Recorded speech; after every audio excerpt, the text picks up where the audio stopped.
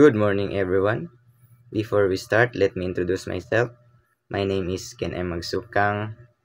On this day, we are going to tackle about human flourishing and Christian perspective. So, in the Christian perspective, human flourishing means living a life that reflects God's purpose and love. True flourishing happens when people live according to God's will and God's purpose. For example, a student who studied hard not just to get high grades, but to learn, grow, and use their knowledge to help others, shows human flourishing. They balance their studies, relationship, and faith, showing kindness, honesty, and respect to everyone. In human flourishing, it has the Old Testament and the New Testament. The Old Testament, it tells us the relationship of God with His people before the coming of Jesus Christ. It includes the creation of the world, the history of the Israel, the law given to Moses, the wisdom writing, and the message of the prophet. The New Testament focuses on life, teaching, death, and resurrection of Jesus Christ. It reveals the new covenant between God and all people through Jesus.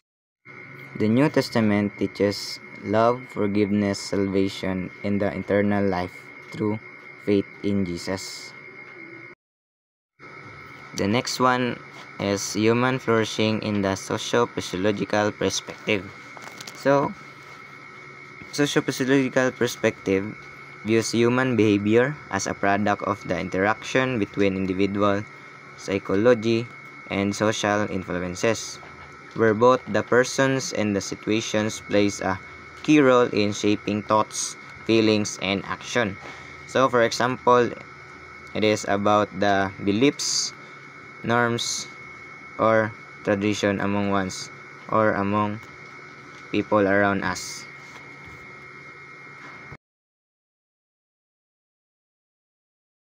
And according to Carol Riff, is an American academic and psychologist, he studies about the 6 components of psychological well-being.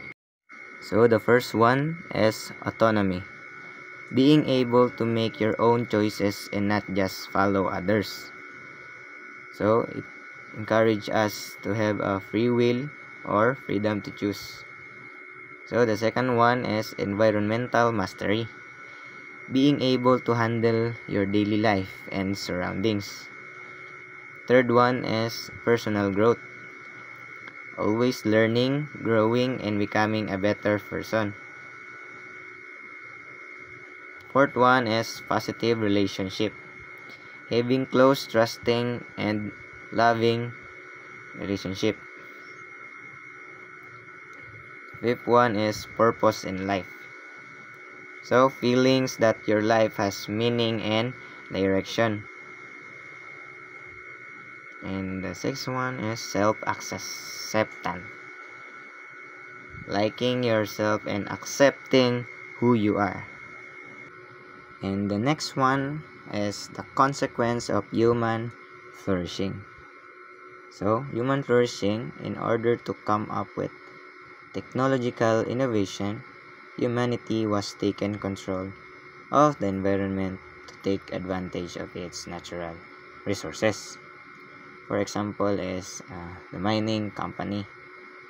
It will destroy our environment.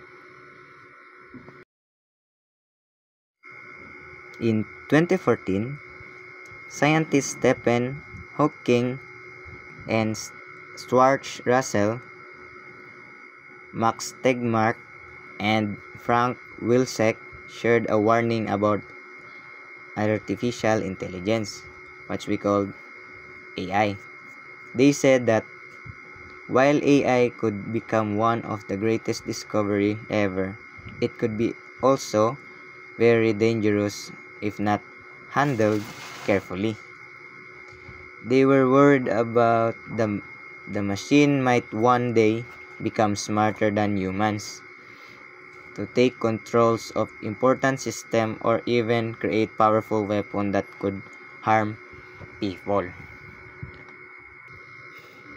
Their study reminds us that technology isn't just about progress. It also affects our lives, our safety, and even the environment.